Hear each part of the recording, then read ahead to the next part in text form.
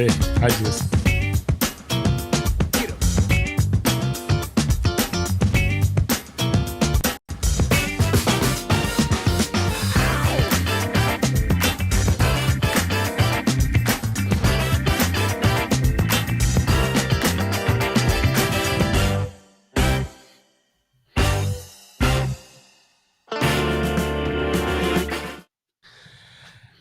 So, hi everyone. This is Nilesh here from SaasTribe, and today I have Jason joining me. Jason has become a regular on SaasTribe, so that's great. Jason, how are you doing?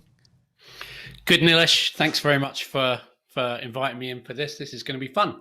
I've upgraded from my cup of tea last time to an Italian beer. That's great. As you mentioned, I switched, so I've got a green tea. Today is my green tea day, and hopefully next one I'll do a beer. But thanks for joining with a beer because it's Brews and LTDs. But hey, this is considered as a brew as well. I mean, so should be okay. I've messaged Win. I hope he can join. Joe is going to join us. He is at a party with his nephew and niece, some barbecue party going on. So might be some background noise, but he's going to try and join us as well. Good. Yeah, that's good. So so the topic today is I wrote a small funny post actually regarding Kick-AAS. So AAS is basically AAS, like Application Acquisition Syndrome. So it's like just a clever take on, I would say, gas, which is very popular amongst people, especially among guitarists, but now it's come to on the technical side as well. Like when you see a gadget or when you do something, when you watch something online, you want it, and it makes you feel as if it's gonna help you really in terms of what you're doing. It could be in your skills related to your guitar, or could be related to your vlog, or anything really, right? So we all experience that. It's like an sort of addiction where you feel that if you get that, then it will somehow help you elevate in terms of what you're doing. And in certain cases, yes, absolutely, there are applications which it would be true for. But that's my take on it. We'll talk a little bit more about it. Jason, what's your thoughts on it? I fell into that trap, Nilesh. So very aware of it, and I think I'm in control now. So I'm sure we might speak about a few stories of when I first stepped into the LTD world, and it went a bit crazy for a while there. Yeah. I mean, same's happened to me as well. Let me just see. Joe's here. Joe just joined. Hi, Joe. How are you? Hey, what's up, guys? Oh, there you go. He has a brew as well. So there you go. I'm on green tea today, Joe, but cheers to that. Cheers. So what are we talking about? So we're talking about Kick-AAS. Jason was just sharing his experience around, I wrote a post. I don't know, Joe, if you had a chance to see it. It's basically AAS is like AAS, Application Acquisition Syndrome, where you want to get every shiny application which is out there. Suddenly people are talking about it, and then someone says, oh, this is great. And then a lot of people say, oh, this is so good. And suddenly you think that, oh, this is good for me too. You end up buying it, and then this looks good, and that review looks good. And you end up buying 15 applications, something which you might not even be doing right now, maybe for the future. So Jason was mentioning it's happened to him. It's definitely happened to me. I think it's still happening with me. No, it's happening to me, yeah. Yeah. So did you get to read my post, Joe? Do you know what post? No.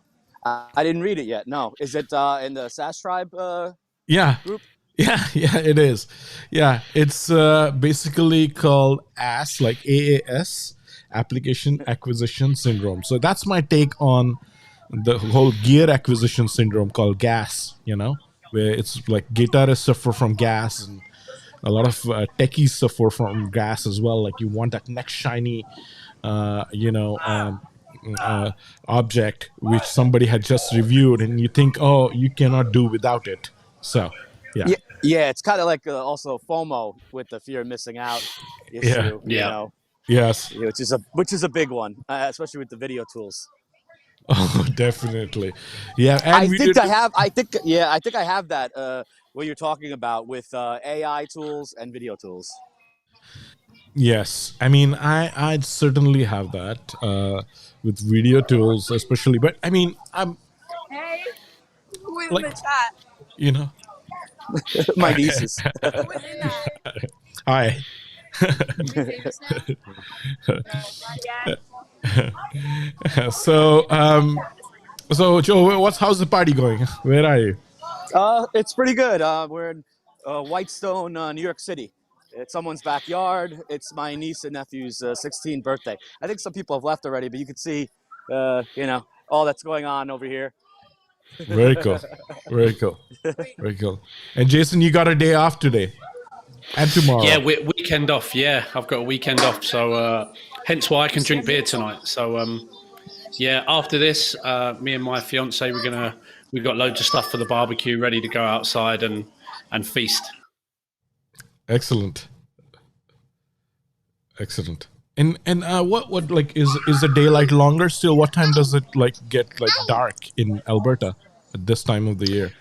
Yeah, we're still quite late. We're still getting on towards 10 o'clock, and then you'll start seeing that it's getting darker then. So Yeah. we weren't going to barbecue, but then we realised that in about a month's time we're going to lose the light and the snow's going to come, and then we're not barbecuing until next year. So we're trying to rush to get it all in the next couple of weeks. Oh, that's good.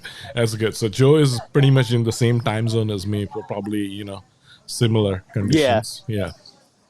Yeah. Cool.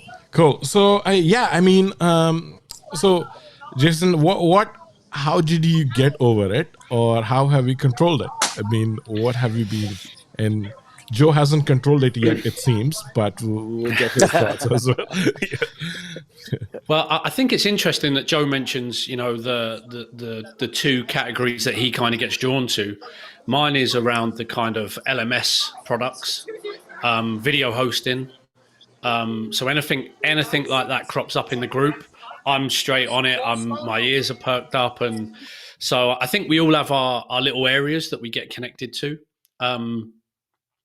Yes, I think for me, Nilesh, kind of at the stage I'm at now is I've now gone through maybe a year of being in this group. I think roughly about a year, and having gone through that period, I now understand what I need and what I don't need. And it's taken a year to figure that out. So now when things crop up, they look good, but I can stand back a little bit. However, we have scars, don't we? I have the Encharge scar. Yeah. I purchased it fully stacked, and I thought about it, and I'm like, I don't know how I'm going to use this. Yeah. So I refunded it. And now, like Joe says, I have the worst FOMO whenever anyone ever talks about email automation. Encharge comes up as the number one gold star. And honestly, that drives me back into therapy. I think that I refunded that full stack. Yeah. Yeah. I mean, I did get Encharge full stack. I decided to keep it. We thought it's going to be great. And I mean, so far it's really good. But the thing is, I mean, there's so many good developers. There's so many different applications. That something better is always going to show up, very likely, right? And yeah, what do you think, Joe? I got Encharge as well, and I kept it. I haven't used it much, but I just felt like, okay, that's going to be a good tool. Everyone seems to like it. And then the FOMO kicked in. I kept it. And then when VBout came around and everyone was speaking so highly of it, I controlled myself and I didn't get it. I said I have Encharge. That's my daughter, Scarlett. She's Hello, Scarlett. How are you? Oh. Are you having fun at the party? Camera. She's better on camera than I am. Yeah. Yeah, I've seen her video you posted where she was calling her grandmother when I think they were flying somewhere, right? Or something. Oh, yeah. My parents went to Croatia for the summer. So every plane. Actually, her sister was the one that's calling at the planes, and every time a plane flies overhead, she thinks her grandparents are on that plane. So they're constantly flying around. According to my 4-year-old, my parents are constantly in the sky. On every plane you see, they're on that plane. A plane equals Croatia to a 4-year-old. Yeah, definitely. So, I mean, my take is like, before you, I mean, you think, you go around looking for applications. For example, Frill. If you look at Frill, good application, like, wow, that's great. I mean, talk to Michael, and then something else similar shows up, which is exactly competing in that similar category, and then suddenly everybody's like, oh wow, Seekman is great. I was like, well, but hey, Frill is great too. Like, and then what do you AppSumo's do? been doing that a lot. AppSumo's been doing that a lot. As soon as one goes out the door, the day it's leaving, another one comes in. Especially at the LMS ones as well, Jason. I just picked up the new one. I returned refunded Spay, and got the new one that just came out. Go for Click, I think, is it? Yeah, go for Click. Yeah. Akadal is my main one, and then I was looking for a backup, so I got GuruCan. I didn't like it, so I refunded that. Then Spay came out, I got that, and then I refunded for the new one. But Akadal has been my main one, but I am keeping like a backup and test it out, see how it goes. See, this is what happens though, you see, because I'm aware of Click for You, and I'm like, and then I hear what you're saying, Joe, and as you're telling me, the adrenaline's starting to go through my legs. I'm like, should I go and get that now? Should I pause the camera and get on AppSumo straight away? And and I had GuruCan, and there was challenges there, and now I'm thinking, right, this weekend I'm testing Spay. Now you've put something in my head, and I'm like, oh no, should I change my plans tomorrow and get Click for You and test that? And that's what this LTD business does to you. Yeah. We should have like LTD's pals don't let other LTD pals buy. Some sayings. I'm a bad LTD brother here. Because I'll be a bad influence on you. If you'd like to stop me, I'll give you my wife's number, and then she'll stop me from buying these things. She'll say cut back. Because she doesn't know. She's like, what's an LMS? What's this video stuff? What are you doing? And I said, it's some tools. But I do like doing the having a main for the LMS, and for video, having a main tool that I really enjoy. Try to stay loyal with that and stick it out. And then if another one comes along, I pick it up, see, and then go from there. Spay, GuruCan I got rid of because the support wasn't that great in the beginning. No. And that was a red flag for me, and I see other people in the community having problems. And then Spay, I didn't do enough with, but and I know the founder seems like a great guy, and it does seem like a good tool. But there was little things like it didn't have a fave icon on their website. Little details like that just made me worried. The way the website's set up, if there's social media profiles, etc. So I wasn't. It was my backup anyway, so I was okay refunding it. But I'm not saying Spay could become great. I like what you said there, Joe, about like the backup. I've started to think that way. So Nilesh and I talk a lot off camera about streaming. I have BeLive, and that's my kind of number one. But I've got a Restream account as well, which I use as my backup. So I love that kind of the number one product and the one that sits behind it. But I think that's brilliant. I think the other thing as well that goes back to your question, Nilesh, is what Joe's just talking about there, which I didn't know when I first come in, is where to look to get those little red flags, or because I think we now know that a lot of reviews that get posted are for add-ons or benefits from the design. So and early on I was that person. I read the reviews, I'm like, this sounds excellent. So I think, was it Vadu TV? Was that the one that got the record of over 1,000 reviews or something on AppSumo? Yeah, so Vadu, Vadu. Yeah, so you could get easily distracted by that and like, this must be excellent. So like what Joe just said there, I think is brilliant, because now it's like, actually, what are the little red flags? How is the support engagement? And that's why I think when when the writers end you did with Win the other day, Nilesh. I think that the team from writers end come across so well. And I think, you know, that breeds confidence. Whereas, like Joe said, there's other things where you're like, it makes you nervous and a bit cautious. So knowing them now is much more beneficial to when I jumped in a year ago. And it's like, this is brilliant. Let's buy everything. Yes. And, you know, one of the big things with the reviews, and I have personally been guilty of that, right? Where you think like, oh, okay, I'm gonna get this add-on. Oh yeah, Me too. Yeah, you know, guilty. Guilty. Review that, right? And then you find out, and you know, talking of streaming and video, and I mean, of course, that is the future. So you can get like, for example, a Restream. I mean, really good buy. You know, I mean, OneStream, yes, there are some certain things which in terms of plans and what they're changing and things like that nature, right? Wadu TV, we interviewed the founder, great guy, good founder. I'm just not convinced with the user experience and the UI yet, right? I mean, I was like, oh, you know, what should I do, right? And what am I going to hold on? So I ended up refunding it. Nothing to take away from the founders, and they ran a great campaign. But, you know, from a UI UX perspective, it was exactly the same after a few months where it was when they had contacted me. I was like, yeah, sure. I mean, they're brilliant guys. They're good, you know. I mean, if you look at their academic background, they went to one of the top engineering schools. They have potential. They have funding.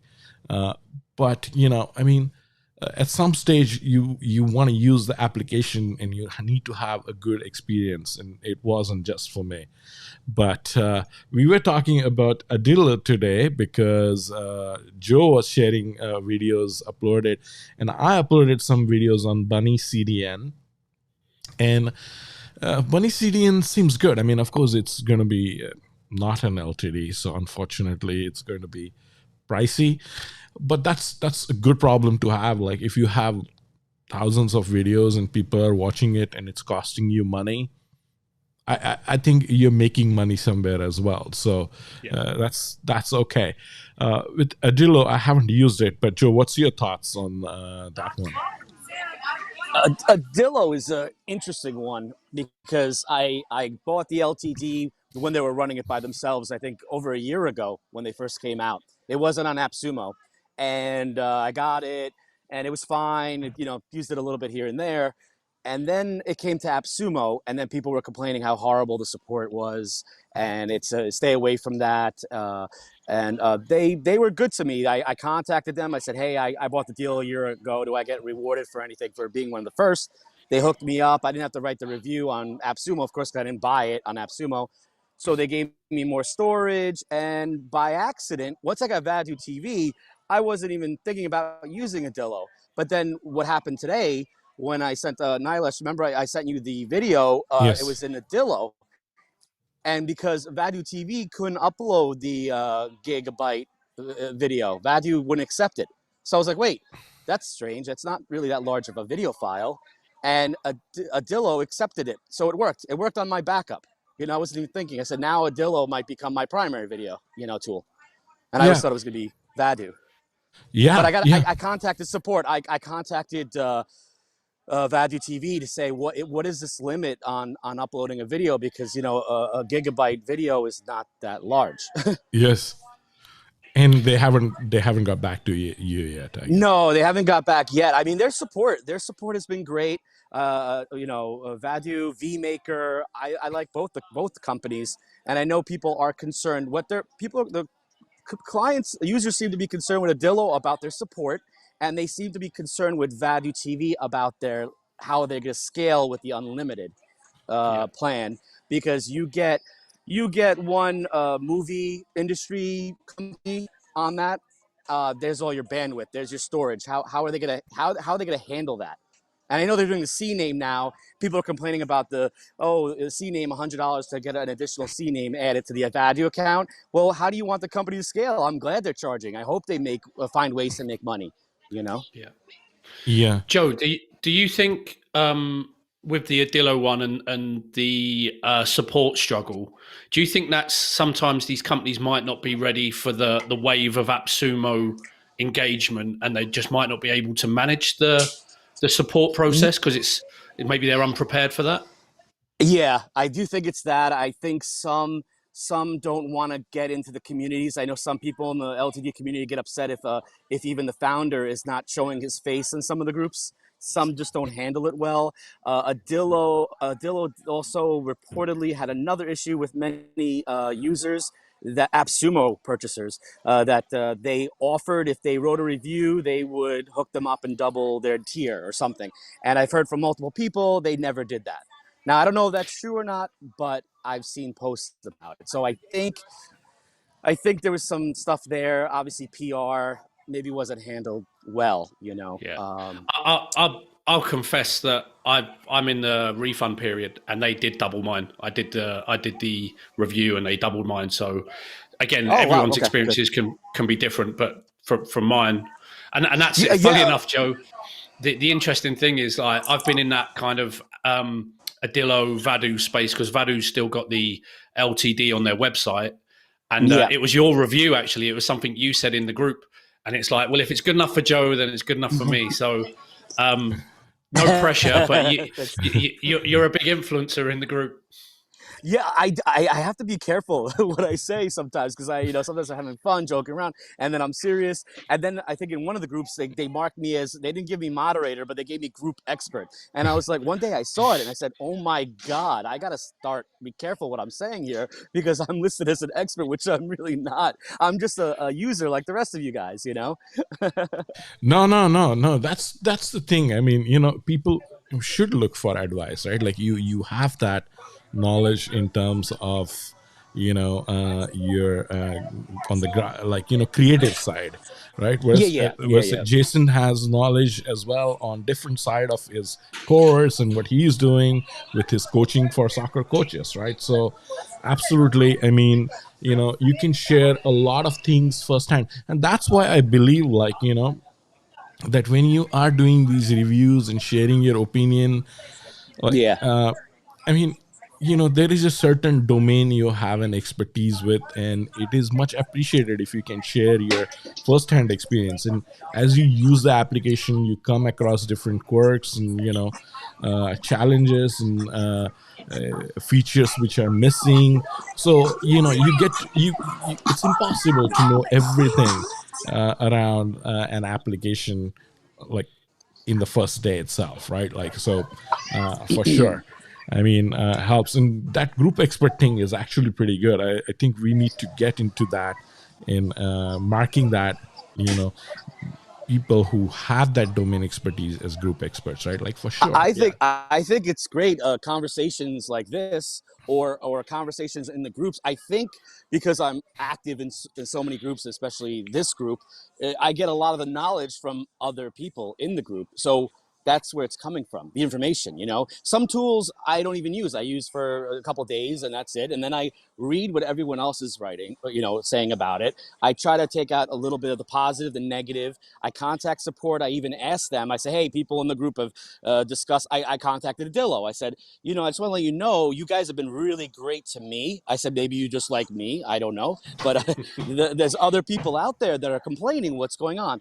And they said, yeah, we're trying our best to keep up with, they answered me, and then I had other tools. Support hasn't contacted me back for another tool. It's been 2 weeks, and everybody else says they love the tool. And I'm like, well, I guess they don't like me, so I'm refunding it. So you never know, Yes. And, interaction with support. I mean, sometimes we judge things with support as well. Like, in the challenge with some of these companies is also they're very, very small. It would be most likely like 1-2 people, startups. And then suddenly you have everything from managing your marketing, your social media presence, and what people are chatting in the group, then go back and support the application. Some of these people, I'm sure they get overwhelmed with terms in terms of amount of requests they get. Right. That's a big thing for sure. I mean, at the end of the day, it becomes really good that people are sharing this knowledge, and you learn so much from the community, which we wouldn't have possibly figured out without on by yourself, right? I mean, when you're off these groups, when you're just looking at AppSumo, you have no clue exactly what's the reality versus when you go into in these communities and look into different reviews and what people are talking about, suddenly opens up your eyes, and you can see things a lot more clearly, right? I think, Nilesh, with that as well, I think, without embarrassing both of you, you've been quite vocal on certain topics that have been supportive. If you look at Win and Heather as well, does some great posts. They've been like runway lights for me, where it's like, okay, this is gonna, I'll stay away from that one, or I'll go with this one, because you're more knowledgeable and experienced in this, for me, who's only nearly a year into it. So the power of the community is so strong, and you do. And Nilesh, I know, like, you and Win spoke about how many new people are coming in, and the group's growing quickly. So as those new people come in and they get to know people like Joe and yourself and Heather and so on, they'll start to maybe see that they're the knowledge kind of sharers in the group that will help them. So big shout out to you guys and Heather, because you've been great for me. Oh, thank you. Thanks, Jason. Thanks. And Nilesh, the other thing as well, that, like, how many are in how many members have you got now in the group? About 10,500. And so yeah, I can't imagine, like, every time I message you, you come back to me pretty damn quick, and you've got probably 10,000 people in the group. How many of them are knocking on your door at the same time? So when we talk about support, actually tap in, like, and Joe comments so much that's really helpful. And so, like, and Joe's in other groups, so he probably knows how other groups function. But this is the only one I'm in, and it's been super helpful for someone that's learning their way. Definitely. Yeah. I mean, there are a lot of new folks, right? So you have to, like, I have to actually do more videos around, hey, what to look for in buying LTD, what not to do. And for most part, like 99.99% people are well intended, but there are issues like things like phrase which happen, which worries me a little bit, right? I mean, you got to be careful. And the reason for growing the group is, like, when we were like, we started targeting more like digital nomads, agencies, where a lot of people are still not aware of this whole LTD world, that what they can get for paying a fraction of a cost if you are an early adopter versus when you pay for subscription, right? So right decisions, of course, can save you money. At the same time, you will end up with a lot of sometimes bad decisions and end up with a lot of software which is not going to be able to sell as well, right? And being able to offload some of the things which you're not using is always very helpful, right? Whereas also some of the deals, I mean, the price appreciates as, like, I don't know how people actually come up with these prices. Well, somebody quotes something which was for $50 a month ago for $300, and then people buying it. It's just like, hey, I should have bought like 1,000 of those, and more it's better insane. returns than the stock market. Yeah, I think Swipe Pages is doing that at the moment. I think AirMeet is doing it at the moment. It's like, if you had a couple of those accounts sat on the shelf, you could get a nice little holiday next year, I think. Yeah, absolutely. Yeah, So it's like the stock market. Absolutely. I actually, Jason, you might appreciate this. I mean, I've been in LTD. I've been purchasing LTDs for a few years now, but I just joined the groups this year, and it replaced my. I'm big into sports Twitter. I love following baseball, soccer, football, everything, and the LTD community, the talk, the chatter, has replaced my need for the sports. News. So I treat LTDs like teams, like sports teams, and I look at each brand how they're acting, and then like a soccer team, has, the starting position and then the backups. So my video tools, I look at them the same way. I go, right now I have an excellent video tool for this, but this is another one coming up, and this could be the next soccer star. But I'm not into it for reselling. I know that most of the group is, and they look at it that way. But I always look at a tool. How am I going to use the tool? And unfortunately, some do sit on the shelf. I mean, I don't, use them as much as I should. Yes. I mean, yeah, I'm not into reselling much as well, but I mean, from time to time, I would sell certain deals. But I mean, I know people who would buy 100 codes, 200 codes, 1,000 codes, and are still selling. So you can imagine like an application. And especially now after the phrase issue, I have like updated some of the rules that, hey, if you have more than 5 or 10 codes which you are selling, somebody needs to verify that you bought it from AppSumo. Because it's never good for people to lose money and come up with, in a phrase. I think they still handled it really well in the best possible way. I'm not saying that it's not a security issue or whatever, but could be a lot worse. Yeah. And then they got additional customers, which is good for them, Sure. Oh yeah, for sure, absolutely. So talking of this whole application acquisition syndrome, like one of the whole concept of doing for us to do SaasTribe was basically to also gauge in terms of how many people are actually buying the deal, right? So because there are various reasons where some of these startups are doing these LTDs. One could be, some people, of course, they don't need funding. They're just doing it for pure visibility and user base so that they can get the feedback, versus some could be, just collecting $40,000, $50,000, depending on where they are. That money could go a long way and help them develop a product, right? And the reason why we wanted to gauge some of these things was basically to see that, hey, if only like 100 people are buying into a product, then it might not be very feasible, like in terms of going. So we wanted to do something like more of like a crowdfunding for applications where we get the developer, the community votes, and then if they decide everybody gets the same plan, they buy it, or they can get different tiers. And then you exactly know that, hey, 4,000 people bought it. My money is safe. The developer gets the money, goes on into over like a phase in a phased manner, so they don't just go and spend it all. And then so that was our goal. But anyway, we're a little bit further away from it for now. But we wanted to see which startups are actually being funded, and how many people are buying into it. I think I would feel a lot more confident if an LTD has 5,000 users versus just 50. That's my take on it, right? So yeah.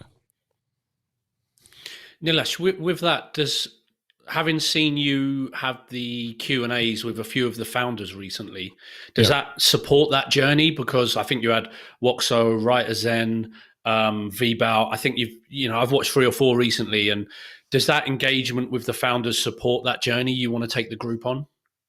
Yeah, certainly helps. It's a two-way, basically it helps the founder, but it certainly helps us for sure. It helps the community.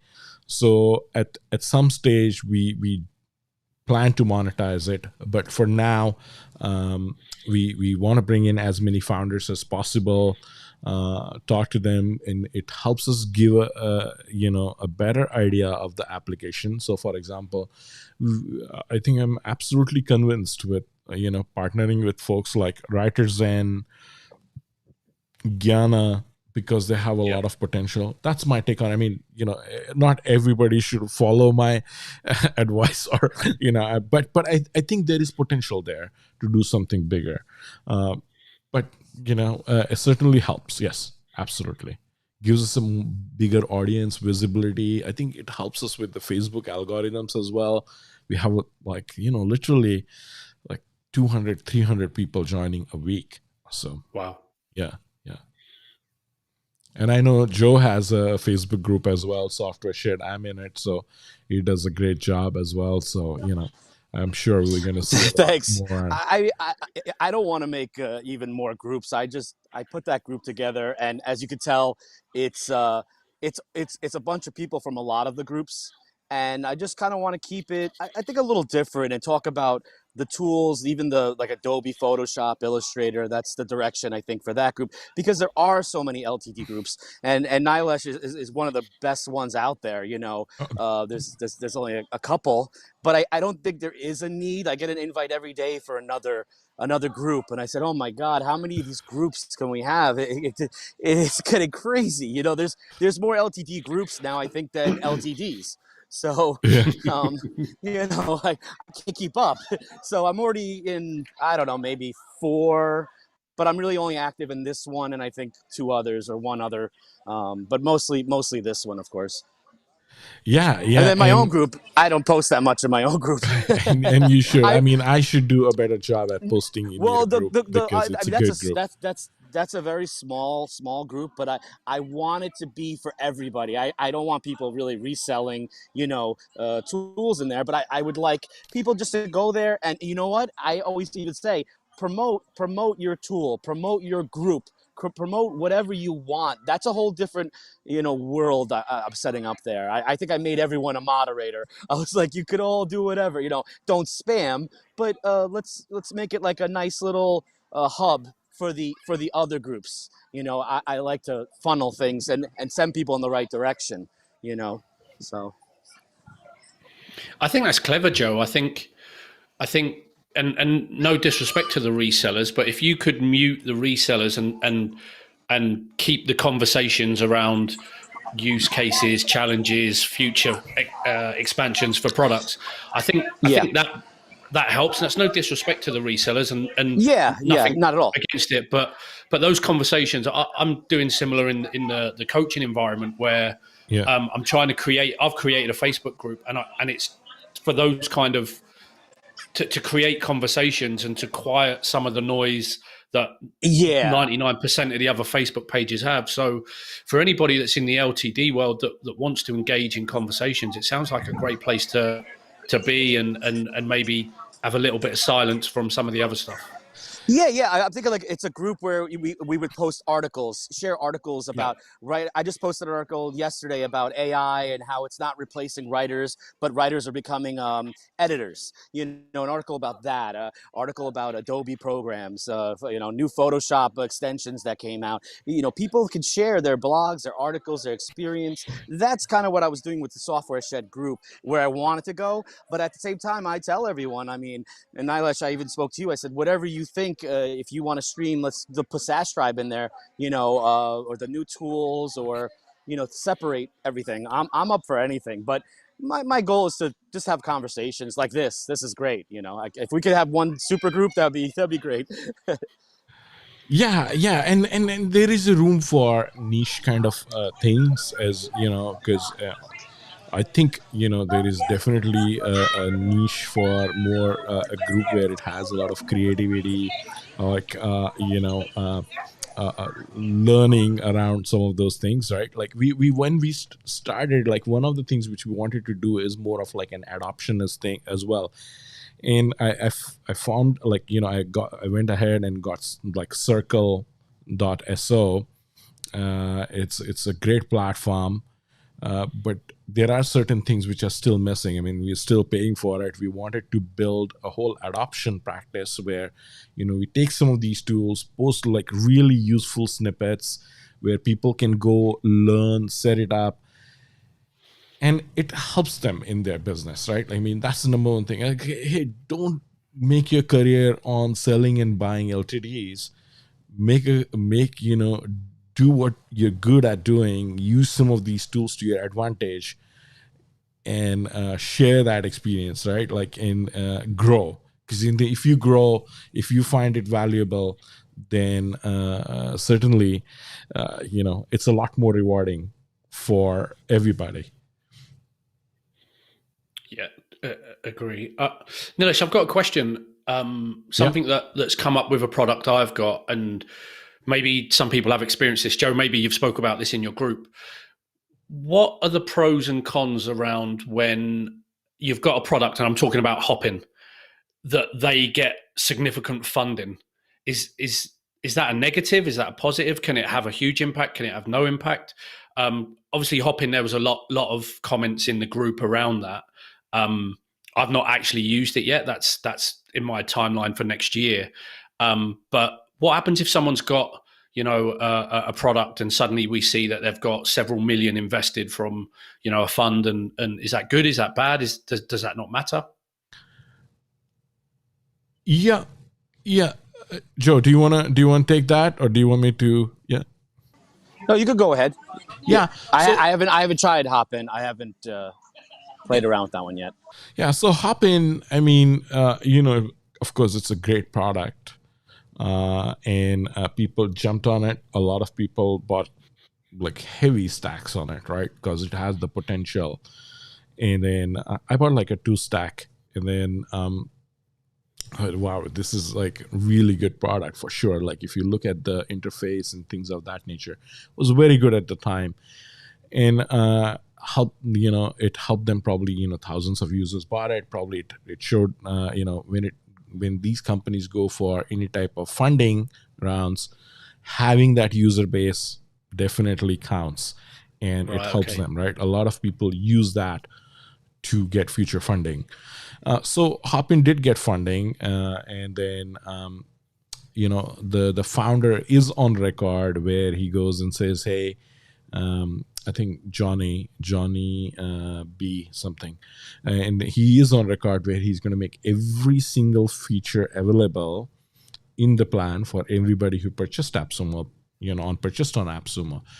But he didn't do that. They did not release a lot of features which they have added into the AppSumo plan, and they're not saying that they're not doing it. They're saying that no, we are making everything available, but they're not, as per some of the users, and that has really got them into a conflict. I think they went to AppSumo. AppSumo was also offering refunds for people to, and that's an approach I don't really like, because if you are buying into an application, you should be able to reap rewards for it for a lifetime.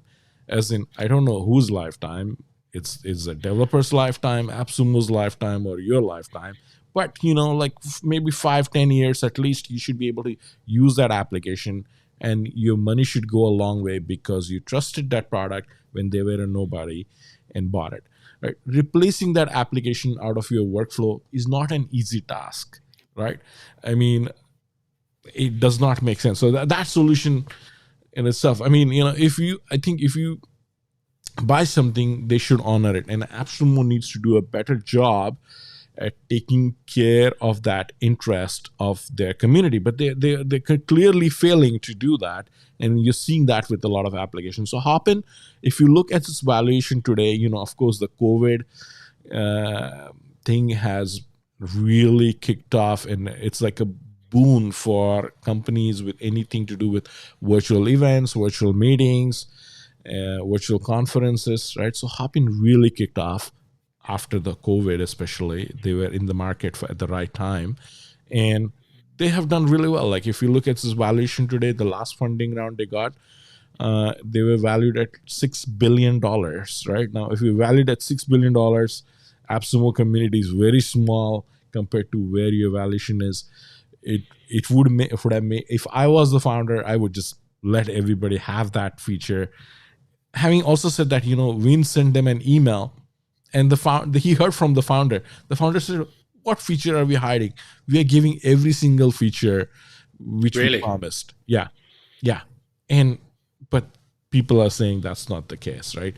And there are features missing for sure. So unfortunate. Could it be possible with, not everybody's the same. If you look at Restream, has done really well. No problem, right? I mean, they've honored every single plan. They also gave Live Studio to all the AppSumo users, although it was not in what they had promised. They did give Live Studio, and Live Studio is basically what makes Restream so great. But again, I don't like what about Restream is you should give a way out for people for a small fee, like what BeLive has done, to give them a 1080p.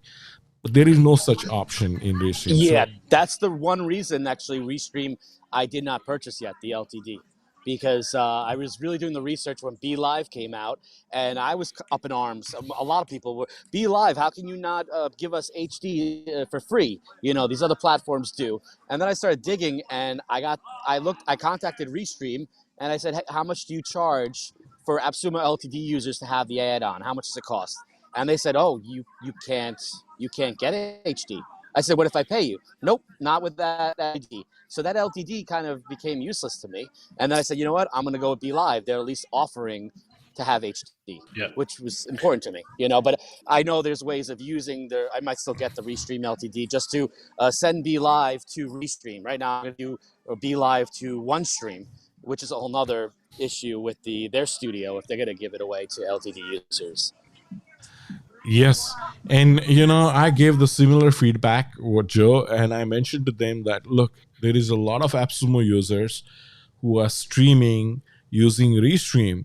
Their video is at 720p, and it does not make sense for you to show that it's powered by Restream and the video quality is so bad. Why don't you give an option for everybody to do an upgrade, and it's good for your brand as well? So they said, well, thank you for the feedback. We'll take it to our marketing team, and I hope they do something about it. But it will help their brand, right? I mean, right now you have a whole bunch of users who are using it, and you're not monetizing it any further. Why not give them a way to pay monthly?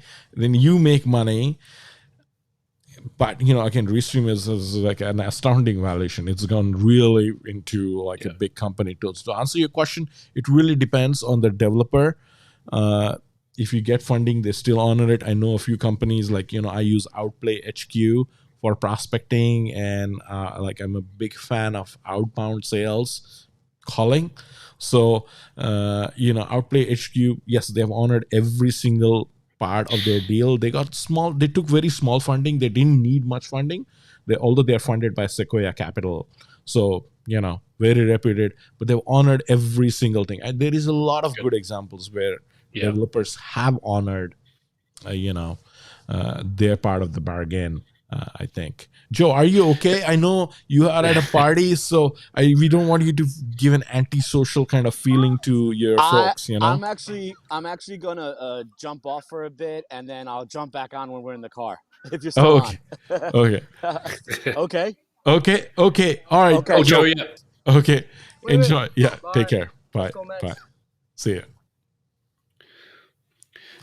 Nilesh, just there about the live streaming stuff. I think you mentioned at the beginning of this thing when Joe came on about video and live streaming is going to be very big or is big, but going to be even bigger in the future. I think the live streaming space is really interesting. Obviously, StreamYard was actually acquired by Hopin. Restream seems to be, particularly in the LTD group, seems to be the kind of go-to one. But then BeLive come in with the 1080p offer, and I think I was using Restream initially for my first two live streams. Yes. And then BeLive come in, and with the 1080p for, it was like $10 or $12 a month. I've jumped. I've still got Restream as a backup. And because now they've incorporated the podcast element to their product, that's why I keep Restream in the background, because I've got a podcast as well. And but I think one stream comes back in on the AppSumo Day or whatever it was called. So it looks like they're trying to get back into that little space again now. I think it's really interesting to see what's going to happen there. And I'm with you. Restream not doing the add-on for 1080p. Politely, I think it's a little bit short-sighted. They would keep their engagement with the existing LTD people. They'd make more money. It would stop people like me from jumping over to BeLive. Yes. BeLive is real passionate team. Yes. I've asked them a few questions personally about their roadmap, and they're excited for the things that they aim to do. They've only told me a couple of things, which is everything we expect anyway, new templates of the visuals and that side of it. But I think it's an interesting space, and it's certainly a product that's relevant to me because as you know, off air, Yes. streaming is a big part of what we both do. So Absolutely, absolutely, and feel free to stream into. And I mentioned that to Joe as well. Feel free to stream anytime you want in the group as well. And I'm sure people would benefit from all the insights you have to share, Jason. So, because you're very experienced with that, your stream, and of course, everything is fantastic. And so, yeah, I mean, feel free to jump in, stream, and share your thoughts anytime you like. I'm sure the community would benefit from it. I'm on exactly the same thing, with Restream. Yes, they are missing out a little bit. Be Live, I've checked recently and looking at the interest in what you have shared as well, because we've been talking about Be Live. I recently contacted. I looked into because I bought an LTD when they were on AppSumo in 2019. But I haven't really used it. So I mentioned to them, and they said, "Well, you can upgrade anytime to 1080p. Here is the link, and you pay just monthly." I looked at the interface. I think you can add your own overlays and stuff of that nature as well. So seems like a really good option. Have you created any of your overlays, Jason? No, it's funny Joe's not on now because obviously you spoke to him the other day and he was talking about his artistic side. Yeah. Nilesh, I am the least artistic person on the planet. I struggle to draw a line. So Same here. I've not gone there yet. But the other thing with BeLive, I think Win said it the other day actually, is the multi-camera function it's got, which I haven't used that yet. But more and more people I'm in the BeLive community. I like to, whichever products I have, I like to be in their community so I can learn and see using user cases and stuff like that. Of course. And lots of people in there speak highly of the multi-camera function in it. So, but yeah, I've done no templates yet. I'm if you ask me to draw something, I get a bit twitchy. Yes. Yeah, that's one thing. I don't think you have multi-camera function within Restream, right? I mean, you have to use that using Ecamm. I can connect multiple cameras. The only challenge would be I have to do it through Ecamm, and then I'm using just RTM. That gives us a little bit better quality here, right? Because we are on that team, and because we are talking about streaming, and I also wanted to bring in AirMeet which is another really good application. Only challenge with them also is 720p. So, but they allow RTMP in, so you can use Ecamm, and then it works. There was a gentleman in our community who's he bought AirMeet from somebody, and he was devastated. Hey, I bought AirMeet. Have you seen it, the quality? And I said, well, you need to RTMP in. And I showed him how to do it, and it worked perfectly. And he tested it, and there was day-night difference when using Ecamm. So he was able to share his desktop, and there is a whole thread on it. But so that's the thing. I mean, of course, encoding videos is expensive in the cloud. And 1080p is certainly very expensive. So, I mean, we're not even there when it comes to 4K. I don't know what these people are going to do when it comes to 4K. And because 4K video quality is fantastic, but comes with a massive file size and massive usage of resources if you're using 4K. And if you're going to do encoding in the cloud, you get a lot more. So most of these apps, I would say, if the big thing about all of them is if they allow RTMP in, because if they allow RTMP in, then you can use an external software, which is an encoder or a hardware like ATEM Mini Pro or anything, connect multiple cameras, and then it will allow you to stream. But then you lose some of that functionality. So Be Live, of course, out of all these, they're doing a better job because they allow you to brand it, customize your overlays, giving you 1080p. So yeah, Monster Cloud, absolutely right decision. Be Live is the way to go, especially for talk shows, interviews, where I think they allow 3 guests, right? Up to 3 guests, or I would have to check, because I just have 1 guest on my shows. My live stream is always bringing somebody in, like me and you now. Yes. So I've never explored it beyond 1 person. So I would have to double check that. Okay. And so with Restream, I believe you get up to 8 people, but then if you're using the live studio, and the challenge being it will be 720p. So yeah, but it can get pretty expensive. I'm not sure what's the story with OneStream, how they're doing. I haven't tested it, or Switchboard. AirMeet, of course, you can bring in a few more people. I don't know the exact numbers, but they're also doing 720p. That's the biggest challenge. It's funny, Nilesh, you mentioned AirMeet, because going back to the topic of this discussion today, the application acquisition syndrome, AirMeet is one that everyone raves about, and AirMeet's another one that I think the resellers within the group, they're like, I've seen it at like as much as $1,500 to take I think a 3 stack or something like that, and you're like, wow, and you do like. Maybe others get it as well, but you kind of then cling on to that prayer of, will we see it again on Black Friday? Come on, please come around again on Black Friday.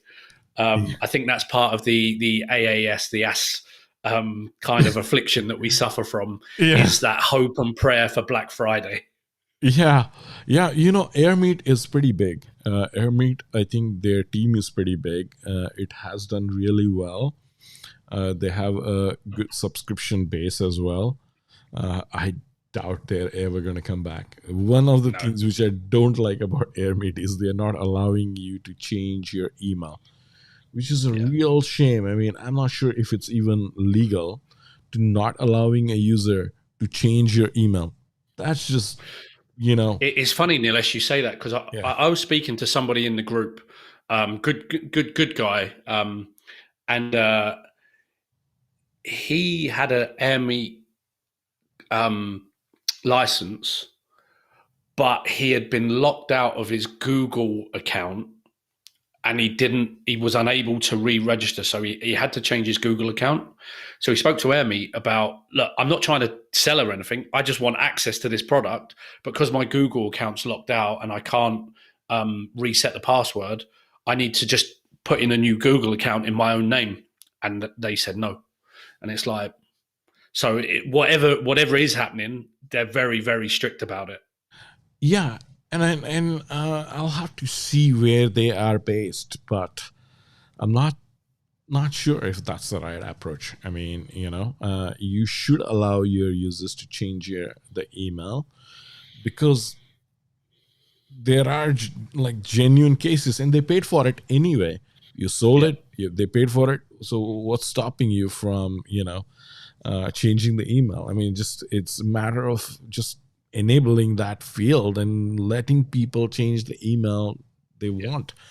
It does not make any sense. But I mean, do you think that's coming common practice now, Nilesh? Do you think more of these new products coming into the market space is going to be, like you said, the grayed out function of changing the email? You're not able to do it. Will that become commonplace, do you think? Yeah, it is becoming more and more. I mean, still, you see a lot of applications where it's still okay, but it is more and more common. And I don't see any reason to do that, right? I mean, don't do such. Oh, there's another one. Oh, there you go. Cheers. Number 2. Yeah, number 2. So it's a weekend off, Nilesh. I'm allowed a second beer. Oh, that's fantastic. Fantastic. I should have got one myself, but I'm gonna stick to green tea today. But enjoy your beer. Cheers. I look forward to the day when we can try one of Wynn's home brews that you mentioned when we did this a couple of weeks ago. Yes. Yeah, I want to definitely try it. Wynn had some guest over, otherwise he was going to join. But yeah, it would be nice to make a trip to New Zealand and try one of his home brews. Yeah. You know, so going back to what we would, I mean, doing such things really leaves a bad taste with, like, when it comes to an organization, like, you know, a developer locking people out of their ability to change an email. I don't think that's necessary. It's not like people are going to make millions of dollars over it if your app is successful. And if your app is successful, why bother? Like, if somebody's making $500 or $1,000 or whatever, right, on that account, I mean, and most people would have a genuine reason to change email at some stage. So, yeah. Well, it's funny because all the products that I've purchased, I register in my business name. What happens if my business gets acquired and I want to move into a new domain? You know, and again, most of them are able to change. But if there are one or two that I've got that can't change, it's like, well, it's not that I want to sell it. I want to keep it, but I'm now in a different domain, a different company name. So, and it makes me wonder, should I register products in my own personal email, or should I be doing it as I am doing it in my company name? So interesting dilemma, really. Yeah. I think the best practice, and Sajwal has a comment here. He says, yes, we can thank professional resellers for that. So Sajwal, what I think you're saying is, because of some of these professional resellers, a lot of developers are doing that. You might be actually right. But, you know, at the same time, most of us are not doing professional reselling. And, you know, the reality is, like, hey, we need to, I would say, you know, have the ability to change that email. But now, if you are going to go with new apps, I think it's safer. Yes, I know I want to use my business email. Jason, you said you want to use your business email, but I'm thinking, and I still use my business email for every single application. But now I'm thinking, you know, maybe it's best to create a new email every single time, and then have that account there, so I can just give it off. It's just a lot of hassle to maintain all these email accounts and passwords, and, you know, I would rather not have that. But that seems to be the way. Yeah, that's a dilemma for me as well, for sure, Jason. I hear you. I mean, I'm sure it's a dilemma for a lot of people, right? Yeah. So, Nilesh, again, for someone like me that's kind of only in that first 12 months of the journey, I'm going to ask you a big question now. Yeah. And I think you're going to want to get Wynn on the call as quickly as possible. Yeah. So, for someone like me that's new to this environment and still figuring it out, when we look at the kind of AI content, all the products that are coming into that space now, I get overwhelmed. Now, I'm sure there are some really good use cases for my business, because putting out content, AI content, all these products that we look at, and as you know, Writer's End is something that me and you have spoke about, and I'm really intrigued by that. But I see all these other ones, and if anything, they could be really good, but I get overwhelmed by it. So I end up kind of moving backwards away from it. And that's why, again, being, you know, without embarrassing you and Wynn doing the Q&As you do actually are really helpful. But for people like me, or the new people that are coming into the group, and they see all these AI tools that are coming in, how do we not get so overwhelmed with that? Yeah, I mean, you know, so the challenge with all these AI copywriting tools is, like, if you look at what they are all based on, GPT-3. So, and, you know, some, of course, have a better output, and not necessarily because they developed a better tool, but it could be due to acquisition. I'm talking of somebody like Conversion.ai. They acquired Headline, they acquired Shortly AI, and now they have a better product which they want to sell on subscription. Now there are, of course, upcoming developers who are selling it on AppSumo for a one-time fee. My whole thought process around, if I want to write something, I don't think any AI tool is going to help me write a complete article. Of course, you might be able to generate some ideas here and there, maybe, but a lot of these tools are also rewriting some of that content which they have probably learned from, and giving it. So do you want to write content which is rewritten cleverly, or do you want it to be original? So of course I'm not talking about like plagiarism, but at some stage Google is going to start recognizing some of these things and say, hey, you know what, you put the least amount of effort into writing this article, and may not be that relevant to the users, and should we even show it in our search? And probably they're coming up with ways to penalize it in future, right? Maybe as you see Google algorithms update, you should see some of, because really copywriting jobs are not going to be replaced. The most knowledgeable person in your domain, for example, is going to be you. All right. I don't think any copywriting tool is going to do that. And that's why, of course, you need to write some initial description, initial content for the copy to be generated. And then, maybe it will give you some additional things. So I think it's good to generate ideas. Like, I barely use niches. I barely use Headline now, because they announced that they're not going to. I'm using starting to use Writer a little bit, and we're going to have the founder of Writer come in, and he's running a giveaway. I think he's going to give out like 10 Writer giveaways, 10 LTD accounts, like with 25,000 limit or something like that. And we have it scheduled for, I think, August 13th. So, to answer your question, you're going to see a lot more copywriting tools come up. I know a few people who are also working on these AI tools, who haven't launched yet. So, I had posted a link. There are going to be like thousands of applications which are going to come out just based on GPT-3. So I would say, don't panic. Don't buy into something which is, of course, you test it, it's okay. But don't buy into something which is not generating the kind of copy. And especially when it comes to your domain, you want to test specific to that.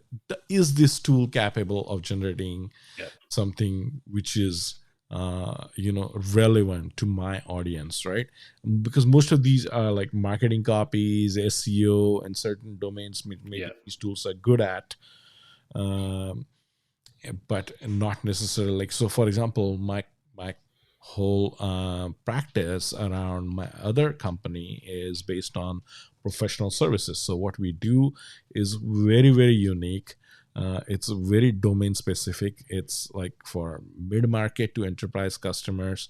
We work with contact centers, customized applications, dialers, wallboards, dashboards, reporting.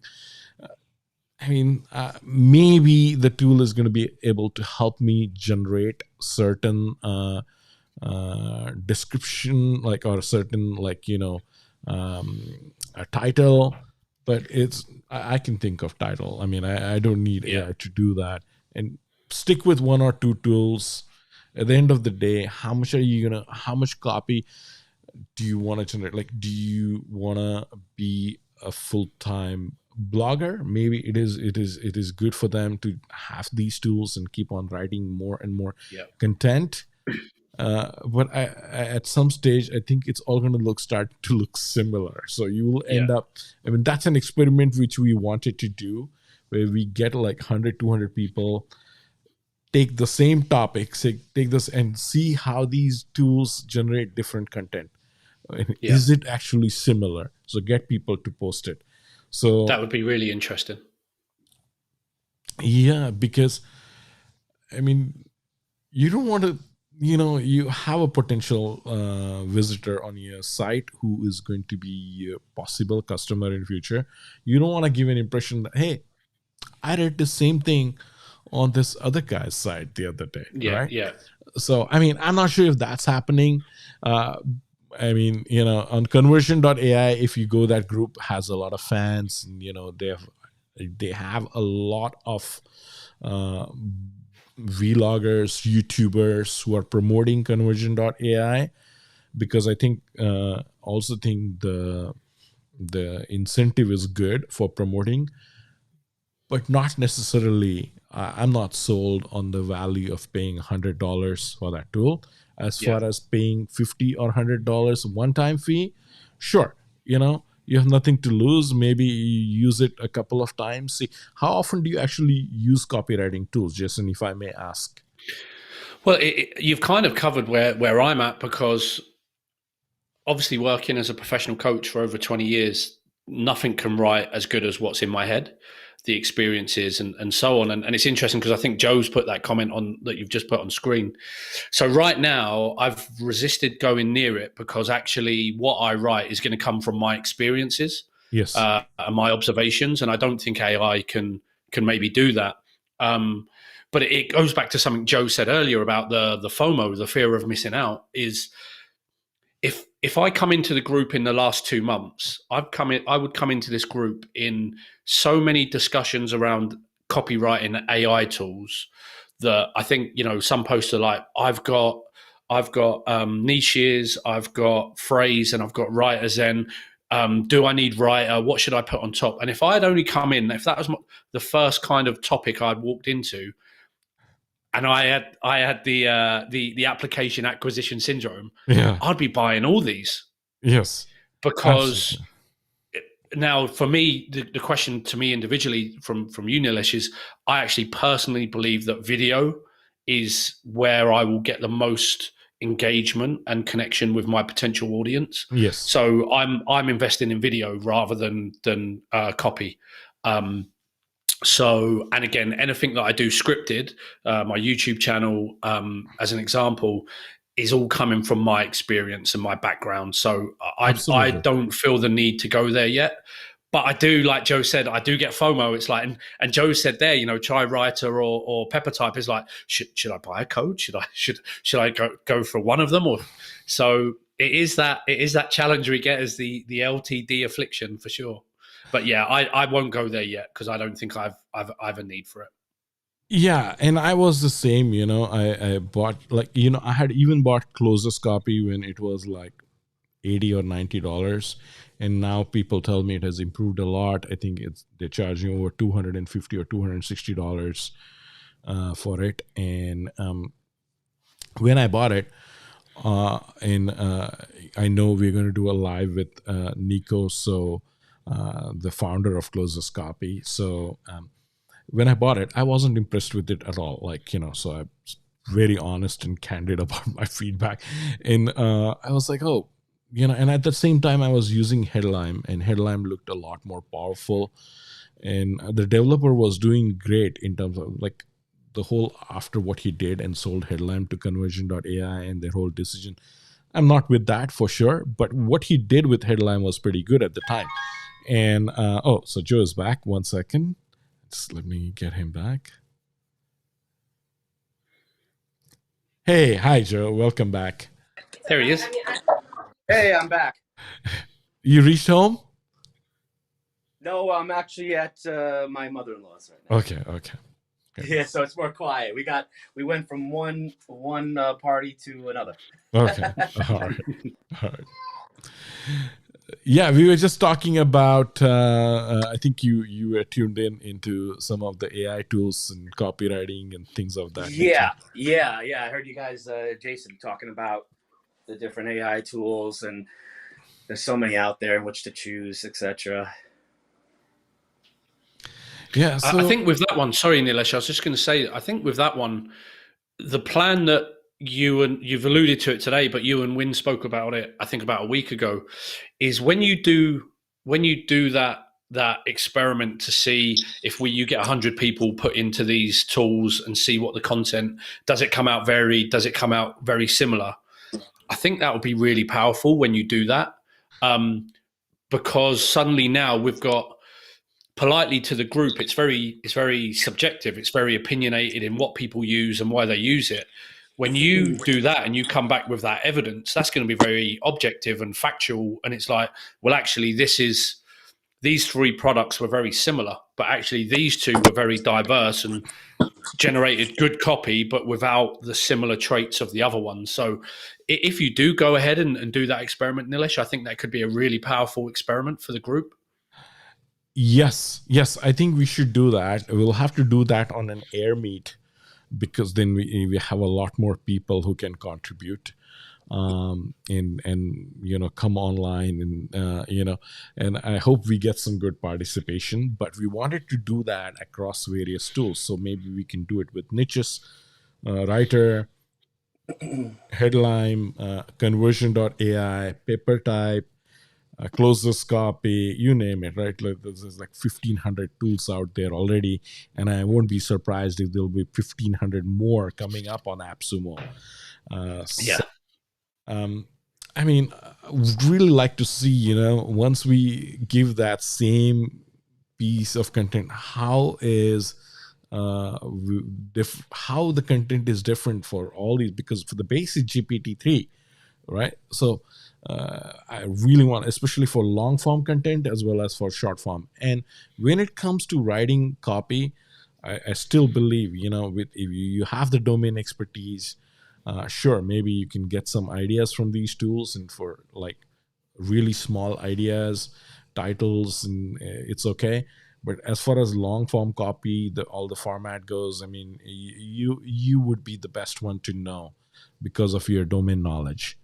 I don't believe PaperType is going to be able to talk about creativity like how Joe would be able to talk about it without,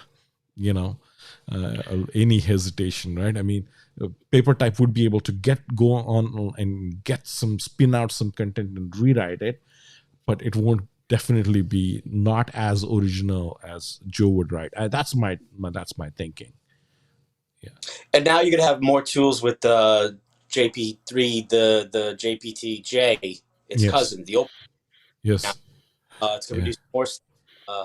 But the PaperType, I just got a hold of it because I was hearing so many good things about it through the year. And I always had Writer, I use Jarvis. Writer and Jarvis, very similar quality. Niches I love, but it kind of stalled. Malcolm is, I don't know, he's in a hold formation with, he put out the long form content, but it wasn't producing such great content. Writer doesn't do the long form as well.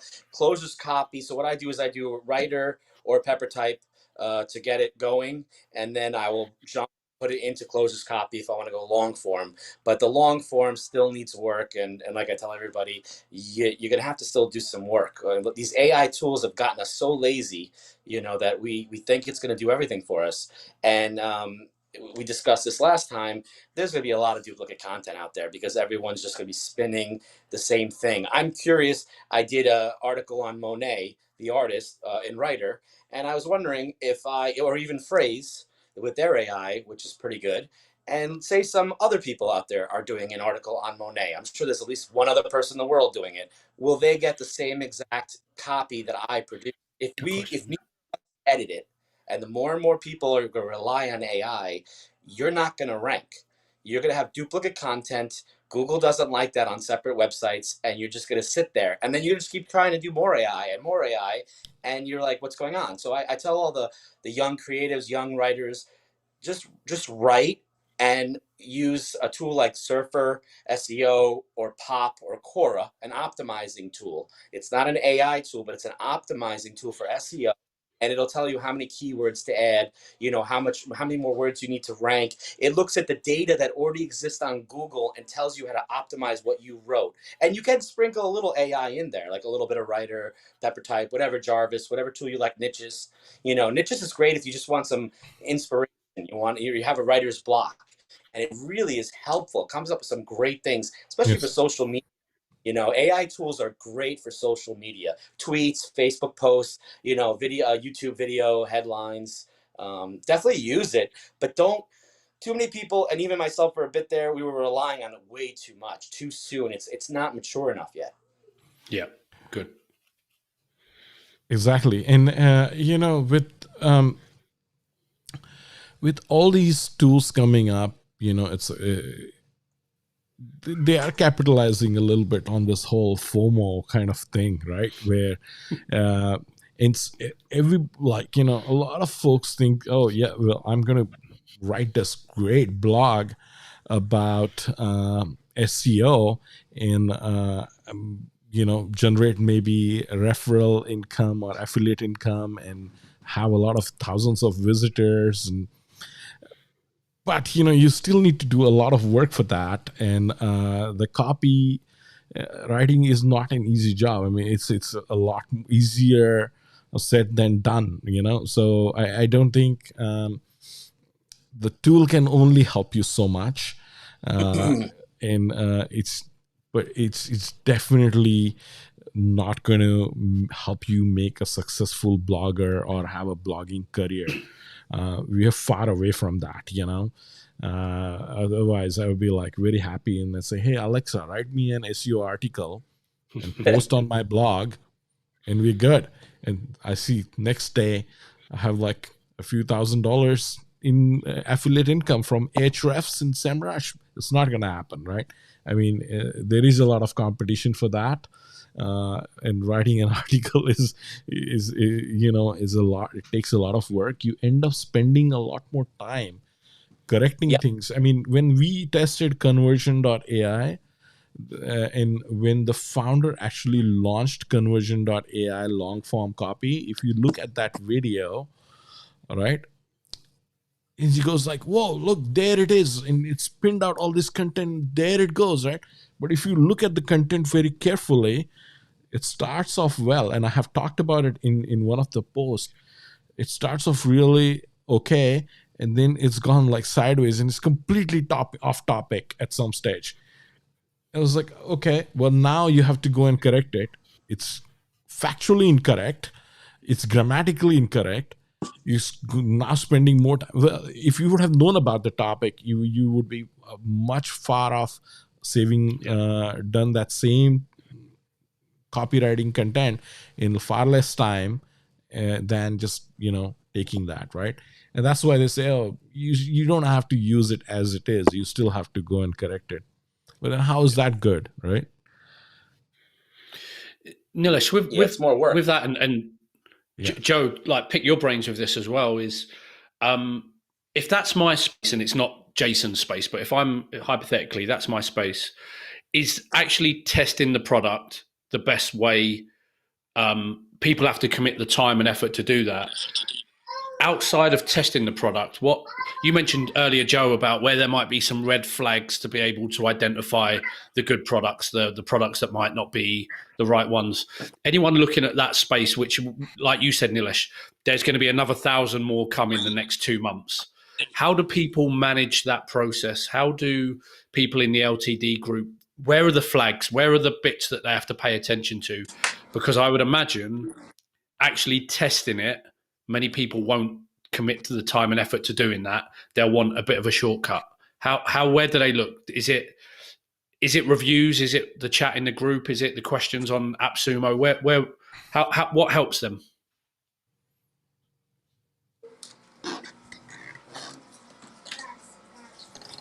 Joe? Sorry, the internet's a little slow. I think I'm close to the router. No. Can you hear me? Yeah, we got you. Okay, sorry. The air conditioner's on. Yeah. I mean, I do look in the groups, for the chatter, what's going on there. I honestly, I test the product. I go try it out, test drive it, because something I like, and then another person will say they don't think it's great at all. And I don't understand. People love GoCopy. GoCopy it's the biggest thing still. They say it's better than Writer. It's better than Jarvis. I had it for a couple days, and I was really disappointed. I would try it. I would try it for your use case. I would see if it speeds up your workflow, or as long as it doesn't slow down your workflow, and then hold on to it, because it's only going to get better. But if you see that the tool is slowing down your workflow, then a lot, then what's the point? And if someone else says no, but it's the best thing, I was talking to someone today. They told me PepperType was much better than Writer, and I have both, and I think they're very close. For me, very close, both good, very good quality. And then someone else said, "Oh no, Niches is much better than Writer and PepperType." And I said, "I don't know. I don't know how that's possible. But maybe for their use case, and maybe they like the UI better, or the dashboard's better." I try it out. I see how the founder is, how support is, the whole tool. I read the reviews. On AppSumo, I will read the questions more than the reviews. To see what people answer. Everyone says, what are we going to do about the AppSumo reviews? I go through it, and I always go to ascending to see the lowest review first, and work my way, and then I see how does support react to that. Some people get really nasty on there. How do they react? Yeah. How do they respond? What is the answer? Yeah. Then I go to their Facebook group. There was a recent Google Ads LTD that was out. I won't name it, but the Facebook group was not answering any of the questions for a month. I was watching. None of mine. I had no problem with the tool. The tool was okay for me. But I noticed these people kept posting, "I'm having problems. My ad's not running. This is not working." And I said, you know what? I'm going to refund this thing. It was kind of working for me, but I see they're not responding. If a deal's on AppSumo and they're not giving correct answers, or even something, or I would private message the person asking the question and say, "Did they ever get back to you on that?" They said, "No, I never heard back from them." And they're still on AppSumo or whichever platform, I'll refund, because if they're not giving them good support at that time, they're going to give you worse support when they're off AppSumo. That's really what I look at. Very true. Joe, I think I love what you said about reading the questions in AppSumo more than the reviews. I remember there was one that I was doing a lot of review of the questions, and I noticed the answers from the developers were just canned answers. It was the same answer for like over 20, 30, 40 different questions, and that was a bit of that put me off a little bit. They weren't individualized answers. I think they use AI to respond to They use sometimes AI content to have an automated response. They were using phrase, yeah. Yeah, they use phrase, which phrase is actually another one. Great tool for research. Yes. And people going crazy over the phrase that they want the LTD now. This whole thing that happened. And everybody wants the LTD still. And I keep trying to get this through people's heads. The LTD, I had the LTD when it first came out. Phrase was useless for me until the paid add-on came out. So if someone's looking for phrase and they just think they just want the LTD, it doesn't give you enough. The paid add-on is what is making phrase stand out. With their keyword planner and then their AI tool, their research, you have to pay. The LTD, it sat on my desk on my computer for a year. I didn't really touch it. I was disappointed. Is that the affliction though, Joe? Is that the LTD thing? It's like Restream. I want the LTD, but we already know that Restream LTD isn't really as good as much else out there. But it's the LTD, so I want the LTD. See, it's the noise. So I mean, we kind of went back and forth where we're like, well, where do we find out what's going on? And we, like I said, I go in the groups and I see what people are saying, and you try to sift through the noise.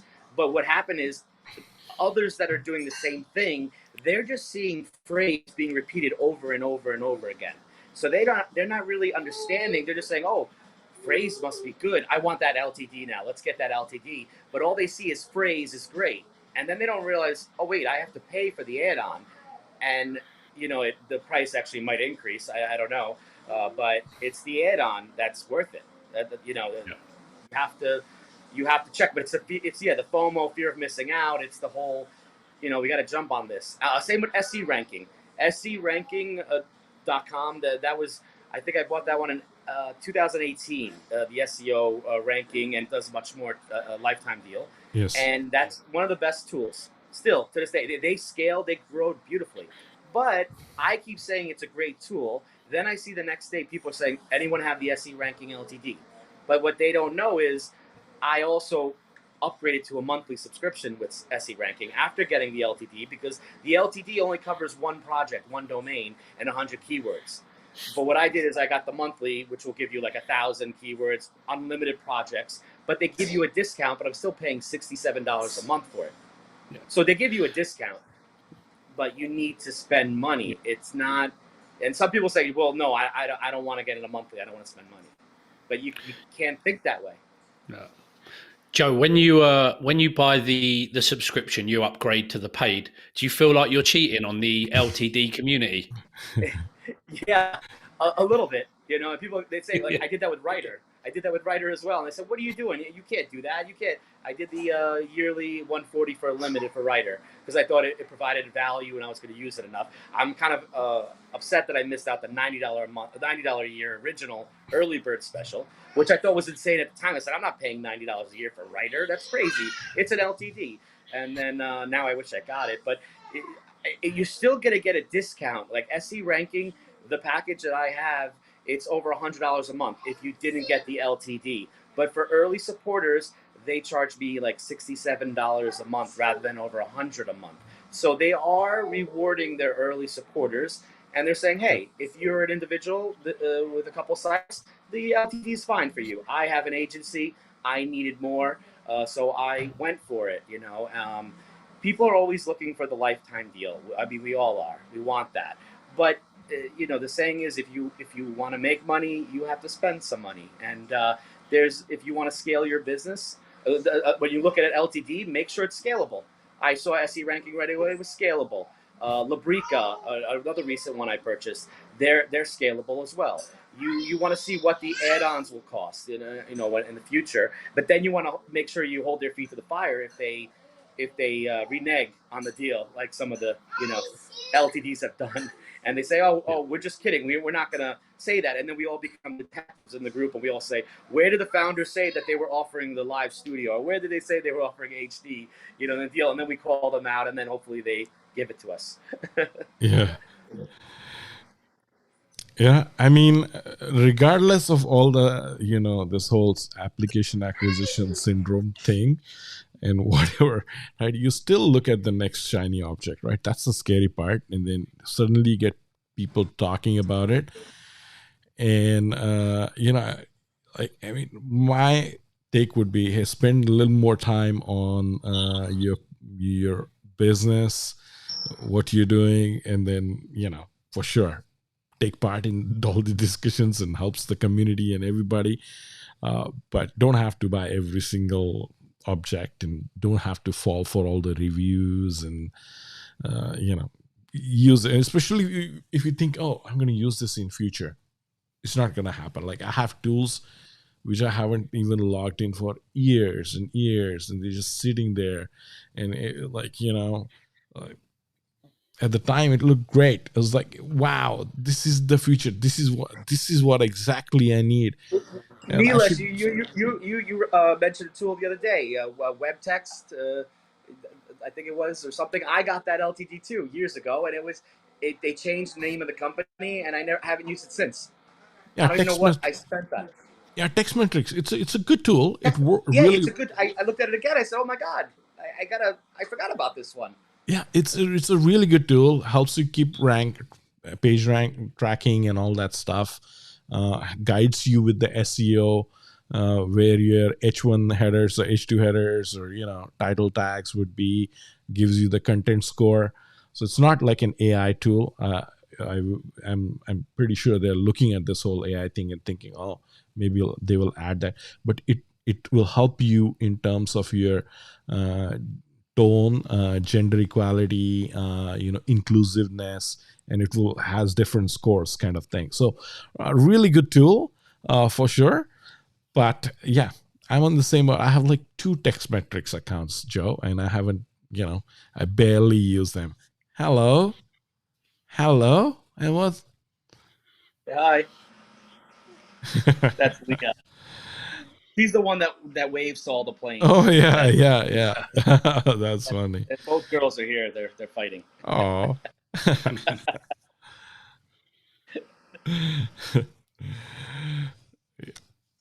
Yeah, so I mean, in spite of all this discussion, you still want to review and find out what's the next best thing. Not necessarily keep it would be my take. So I think we covered some good topics. We'll let you enjoy the rest of your evening, Jason. Don't want to be too late for dinner and stuff, and you have a barbecue going. And Joe as well. I'll go and put the steaks on. Yeah. So good chat again. I mean, we can do a live stream tomorrow as well. Whatever works. Yeah, I know it's fun. I'll be in front of a computer hopefully. Then, so. Sorry about the phone. At least we tested the phone tonight to see how it works. It works great. Yeah, you're very clear, and very clear. I mean, that's the thing with cameras on the phone. I mean, it's a lot more. Yeah, it works great. So, I mean, enjoy your evening, and we'll connect again. So thank you, Joe, very much for participating, and Jason, wonderful thoughts, and hope I hope the community finds it useful as well, because a lot of good information shared here. So Nilesh, what I'll say as well is, first of all, thanks very much for this, Joe. It's been great to connect with you.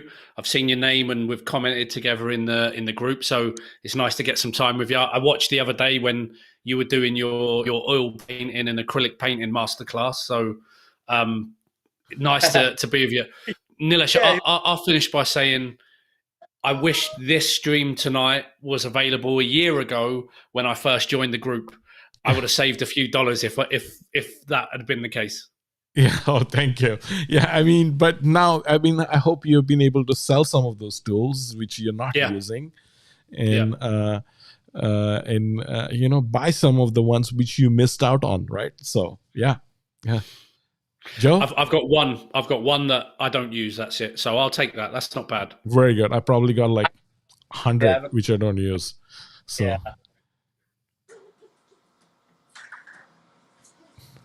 Joe, all right. Well, we'll catch again. I'm sure we'll be in touch, and we'll do another live. Yep. Definitely do this again. Okay. Well, cheers, thank gents. you. Cheers. Enjoy your evening. Take care. Cheers. Have a great weekend, everybody. Take care. Have a wonderful weekend. Bye.